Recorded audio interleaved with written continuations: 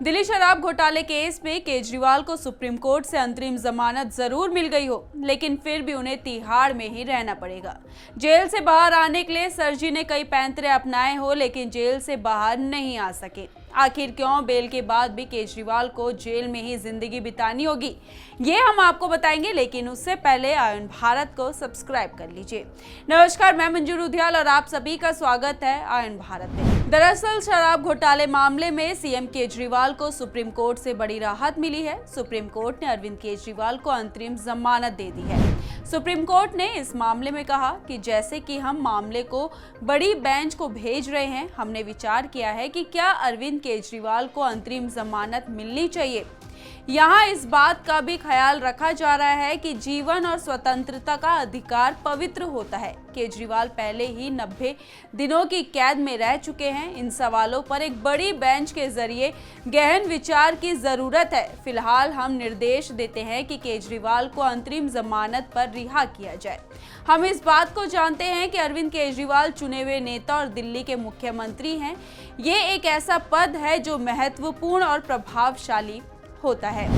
अब जहां supreme court ने केजरीवाल को राहत दे दी, लेकिन केजरीवाल के लिए ये राहत नहीं है, क्योंकि अभी भी वो जेल से बाहर नहीं आने वाले। दरअसल कोर्ट ने केजरीवाल को ईडी जांच के मामले में जमानत दी है, लेकिन सीबीआई की बेल अभी पेंडिंग है।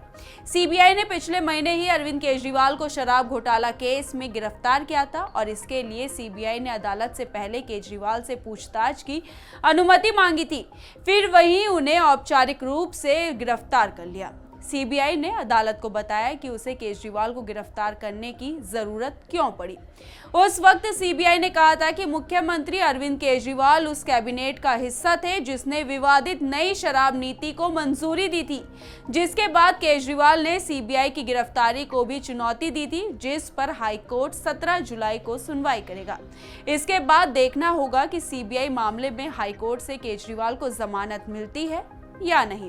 वैसे तो फैसला हाईकोर्ट को करना है, लेकिन आपको बता दें कि अब तक सीबीआई शराब घोटाले में कई खुलासे कर चुकी है और वो सारे खुलासे अरविंद केजरीवाल के खिलाफ हैं। इस बीच अंतरिम जमानत मिलते ही आम आदमी पार्टी खुश हो गई। आम आदमी पार्टी के राज्यसभा सांसद संदीप पाठक ने कहा कि यह एक ऐतिहासिक फैसला है, यह आगे की दिशा का निर्धारण करेगा।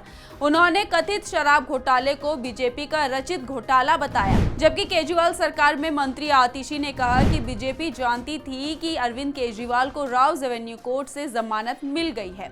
उन्हें पता है कि उन्हें सुप्रीम कोर्ट से भी जमानत मिल जाएगी, इसलिए उन्होंने एक और साजिश रची और जिस दिन सुप्रीम कोर्ट में जमानत की सुनवाई होनी थी, उससे एक दिन पहले उन्होंने सीबीआई से अरविंद केजरीवाल को गिरफ्तार करवा दिया। मैं आज बीजेपी से कहना चाहूंगी कि एक के बाद एक इस देश की हर अदालत ने आपकी साजिश का पर्दाफाश किया है। हर अदालत अरविंद केजरीवाल को जमानत दे रही है। मैं बीजेपी से कहना चाहूंगी कि अपना अहंकार खत्म करो और दूसरी पार्टियों के खिलाफ साजिश रचना बंद करो। सत्य परेशान हो सकता है, पराजित नहीं। केजरीवाल की जमानत पर बीजेपी सांसद कमलजीत शेरावत ने कहा कि उन्हें अदालत ने बरी नहीं किया है। अंतरिम जमानत किसी के द्वारा किए गए अपराध से राहत नहीं देता है। अंतरिम जमानत में केस आगे बढ़ने पर व्यक्ति को जेल से बाहर रहने का प्रावधान है। अब जहां आम आदमी पार्टी ये खुशी मना रही है कि केजरीवाल को सुप्रीम कोर्ट से जमानत मिल गई है, तो वहीं पार्टी को ये भी याद रखना चाहिए कि अरविंद केजरीवाल जेल में ही रहेंगे, क्योंकि अभी सीबीआई जांच मामले में हाईकोर्ट की सुनवाई बाकी है। हाईकोर्ट में क्या सुनवाई होगी ये तो वक्त ही बताएगा। लेकिन आपको क्या लगता है, अपनी राय हमारे कमेंट बॉक्स में जरूर लिखिए और इस वीडियो को ज्यादा से ज्यादा शेयर कीजिए। धन्यवाद।